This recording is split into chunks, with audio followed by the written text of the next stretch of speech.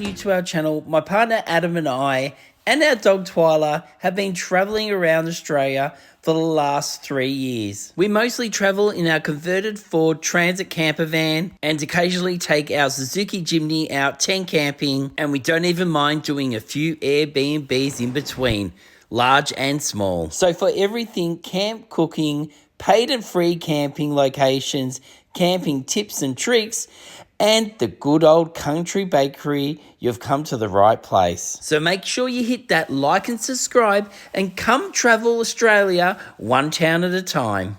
Now you know who we are. Let's get back to the episode. Hey guys, welcome back to the channel. I'm King Dino, and just recently we hired a Jucy van. We travelled all the way from Cairns right down to Victoria, Australia, and I thought I'd put together some tips and tricks about hiring a Jucy van. Stick around to the end to find out if I give the whole experience a King Dino's thumbs up, and also my number one tip when hiring a Jucy van. And if this is the first time watching our channel, make sure you go down the bottom, like and subscribe. And at the end of this episode also, I'll be popping up the episodes of us traveling in the Jucy van so you can see us in live action traveling using the van. We even give you a tour. So yeah, definitely check those out at the end of this episode. But let's get straight into this and let's talk hiring a Jucy van. Now, Jucy has so many different vehicles you can hire, from RVs to little camper vans, but we hired the 4-berth crib. Now, we didn't technically have to hire a 4-berth crib. It's only because we'll bring some boxes back from Cairns, so we used it downstairs where the second lot of people would sleep normally. We put the boxes in there, and then we slept up the top. So like I was saying, that is how that looks. And then also they have it so it sleeps two, so you won't have the tent on top. And there's so many other different types. So check out and see what suits you best. You can find it all on their Jucy website. It's pretty simple. And I'm not really going to talk about prices on this episode, because obviously depending on what time of the year it is, and what part of the country you're hiring it from, and the length of time, and also prices do change. So there's no point. Get on their website, check it out. You can see how much you would pay for what we hired, if that's what you want to know, by just simply looking it up. As part of our package, we did get 2 camping chairs, a camping table, and they threw in an extra bottle of gas. Now, the gas bottles last quite a while, depending on how much cooking you're going to be doing, and you can pick these up really cheap pretty much anywhere. Kmart's probably the best place for them. You can get like a 4-pack really cheap, or maybe they've made that a 3-pack now. But anyway, you can get them really cheap. So, but yeah, so threw that in, and we really like that because if you're free camping or pay camping, having those table and chairs to put outside so you can enjoy the outdoors and not sitting on the ground is awesome. You don't want to be sitting in your van if it's a nice day, even though you've got the option of doing that. So yeah, having those chairs and table, you can hire them separate. So if they're not part of your package, you can hire them separate. And they do have other things you can hire with the van that aren't inclusive, including, you know, your navman and things like that. So definitely something you can look into when you're on their website. Your van itself will come with a full tank of petrol. Just make sure you fill it up before taking it back, because otherwise they will charge you an arm and a leg. This is normal standard for whenever you hire a car. Normally near the airport, which all these places are, there's always plenty of petrol stations. So you just fill it up, make sure you do, and it shouldn't be a problem. Now, when you get your paperwork, they will have a picture of the car that shows any damage to the vehicle. So just check over that. Best bet to do is just film the outside of the car, film the inside if you want to, and at least you've got a timestamp of how it looked before you had the car. So if anything comes up, you can prove that it wasn't you that did it.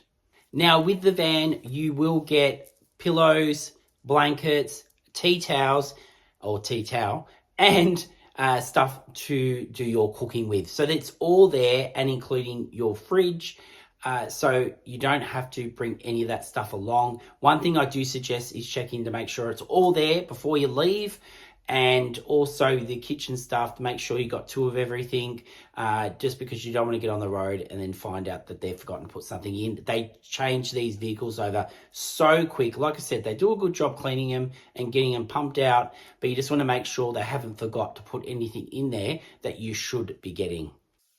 Now, towards the end of this episode, I have come up with a little bit of a shopping list that I will give you, so it'll help you get on the road and have some supplies that you do need to pick up from a shop before you head out.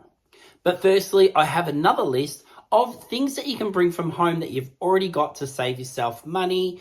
Now, if you want to save space, or you don't want to pay for extra luggage and you don't want to fill up your luggage with these things, you can buy them from the shopping center when you get there. So this is my list of things you can bring from home to make your trip even better.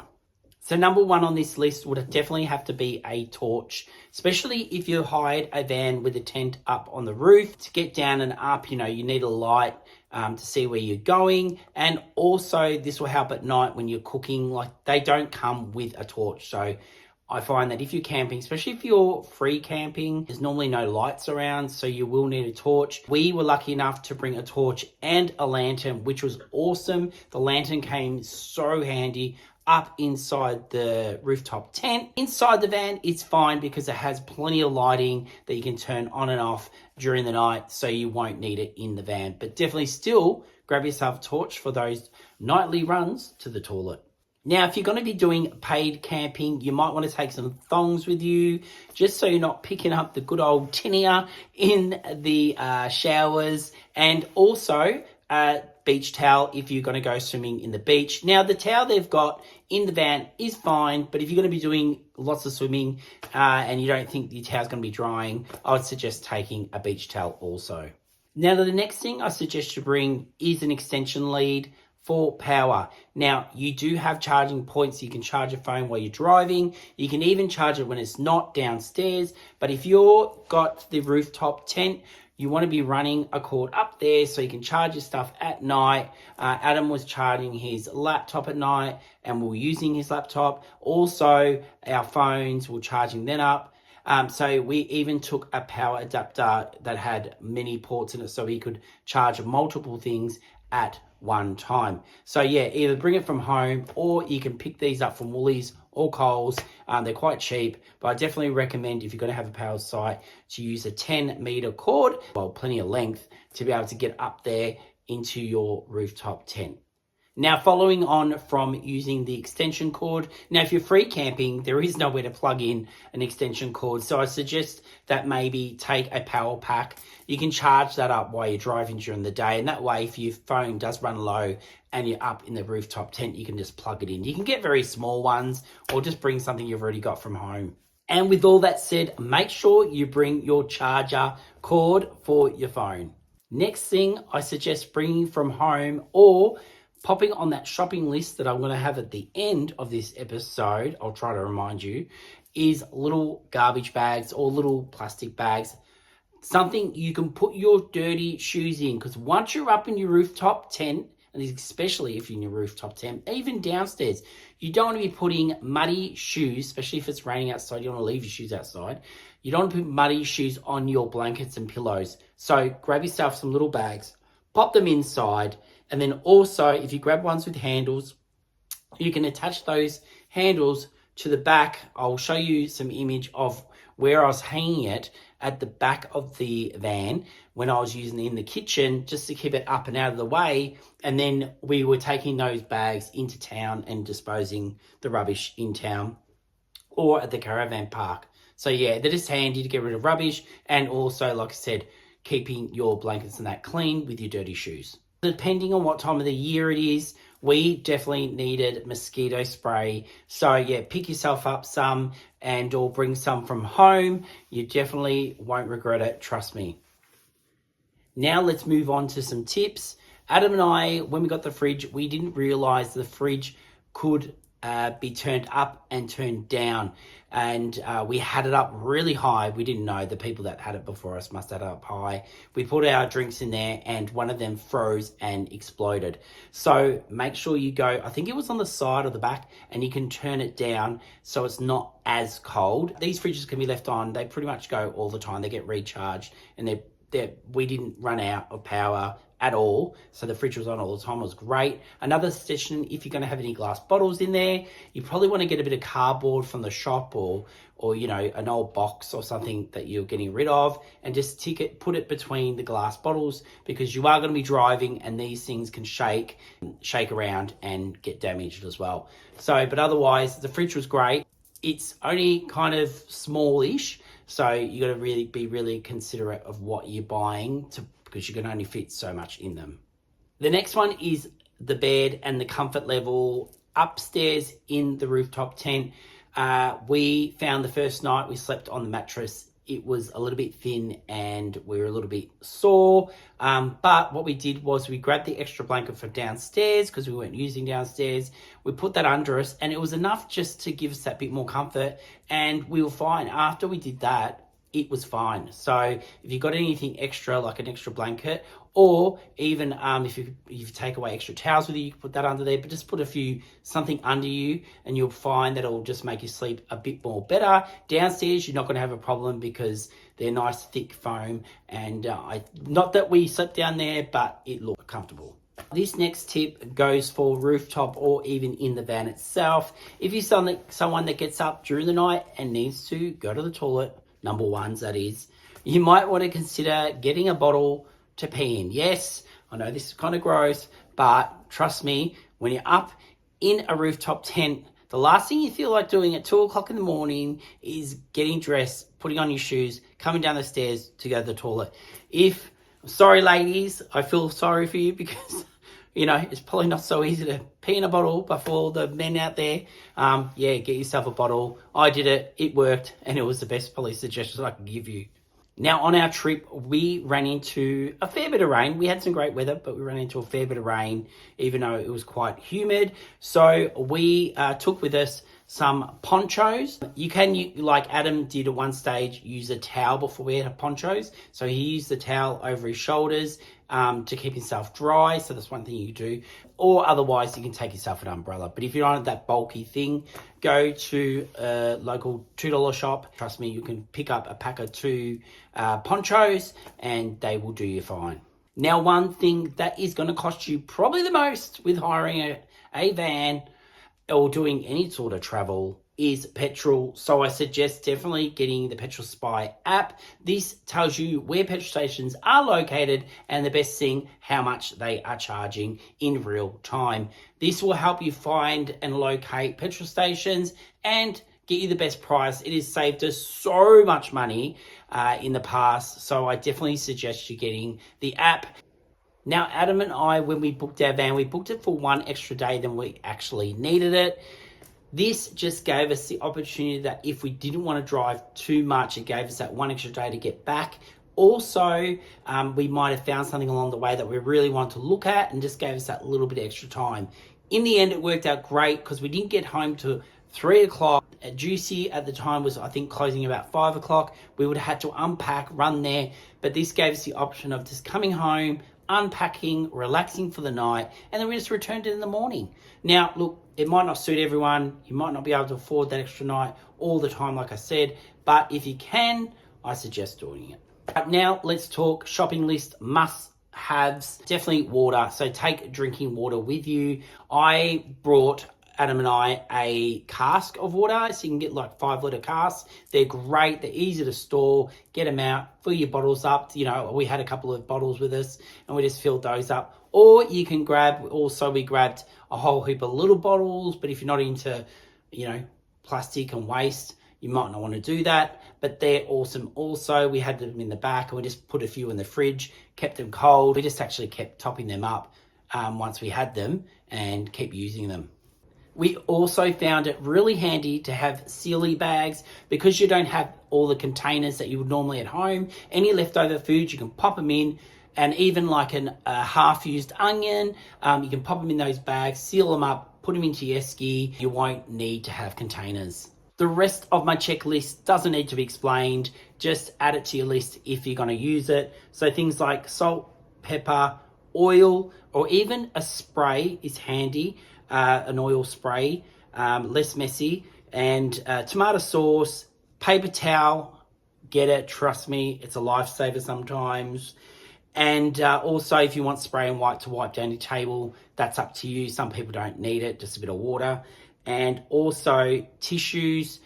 Now with the tissues, sometimes there might be somewhere, especially for free camp, where you need toilet paper.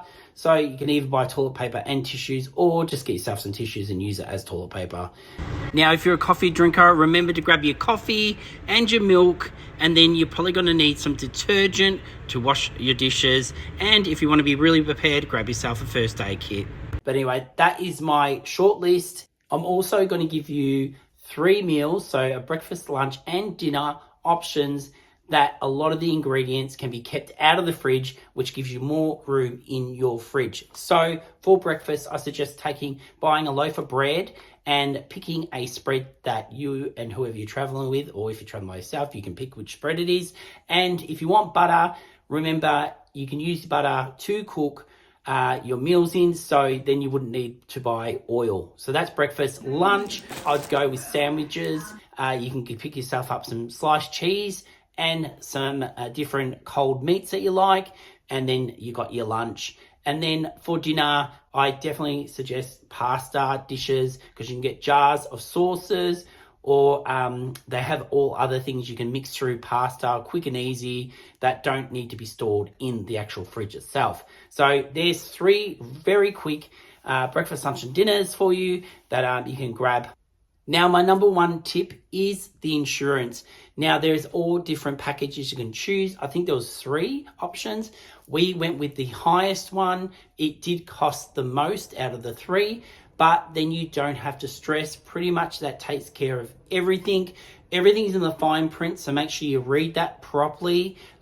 This is only my experience, so make sure you're definitely doing your research on the different types of insurance. But like I said, we took out the top one and we found it great. We did have some engine problems on day 2 of our trip. When you pick up the car, they give you a number to ring if you do break down. We did ring that number. Someone came out, saw the car, told us to take it back to the yard. Luckily, we were still in Cairns at the time. We drove it back and they swapped it over. Within 3 hours, I think it was, we were on the road again. So they were really good. They were straight on it, and the service was fantastic. So definitely, like I said, get the full package because it definitely is worth it. And with that package, that gave us the free hire on the 2 camping chairs and the table and the extra can of gas. Now, do they get the King Dino's thumbs up? Yes, they do for this experience. Now, we've only hired the once and it was a great experience. Would we do it again? Yes, we will.